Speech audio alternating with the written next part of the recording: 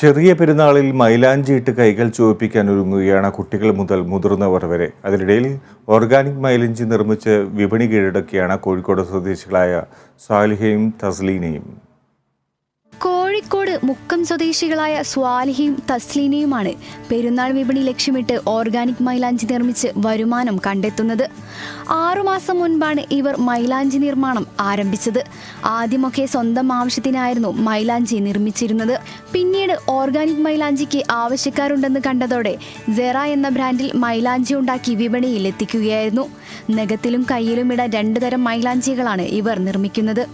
മുക്കം, താമരശ്ശേരി, ഈങ്ങാപ്പുഴ, കൂടരഞ്ഞി പ്രദേശങ്ങളിലെ കടകളിലും social media വഴി പ്രചാരണം നടത്തിയും ആവശ്യക്കാർക്ക് കൊറിയർ വഴി അയച്ചും ഹോം ഡെലിവറി നടത്തിയുമാണ് വിൽപ്പന. 100% ഓർഗാനിക് ആയതുകൊണ്ട് തന്നെ ഇവരുടെ മൈലാഞ്ചിക്ക് ആവശ്യക്കാർ ഏറെയാണ്. ഏകദേശം ഒരു 5-6 മാസമായി ഇത് സ്റ്റാർട്ട് ചെയ്തിട്ട് ഞങ്ങൾ ആവശ്യത്തിന് ഞങ്ങൾ ഉണ്ടാക്കാറുണ്ടായിരുന്നു. പിന്നെ തോന്നി എന്തുകൊണ്ട് അത് സെയിൽ ചെയ്തുകൂടാന്ന്. അങ്ങനെ ഷോപ്പിൽ പോയി ചോദിച്ചപ്പോൾ അവർ നല്ലതാണ്, അവർ എടുക്കുമെന്ന് പറഞ്ഞു. 1000-ഓളം ഷോപ്പിലും അല്ലാതെയും സെയിൽ ചെയ്തിട്ടുണ്ട്. എല്ലാവരും നല്ല ഫീഡ്ബാക്ക് അറിയിക്കുന്നുണ്ട്. ഇൻസ്റ്റയിലും വാട്സപ്പ് വഴി അറിയിക്കുന്നുണ്ട്. ഓൾ കേരള ഡെലിവറി ഉണ്ട്. ഞങ്ങൾ മൈലാഞ്ചി സെറ മെഹന്തി അത് കെമിക്കൽസ് ഒന്നും യൂസ് ചെയ്യാതെ 100% നാച്ചുറലായിട്ട് ഉണ്ടാക്കുന്നതാണ്. വീട്ടിലിരുന്ന് സ്വന്തമായി വരുമാനം കണ്ടെത്തുക എന്ന ലക്ഷ്യത്തോടെയാണ് ഇരുവരും ഇത്തരമൊരു സംരംഭം ആരംഭിച്ചത്.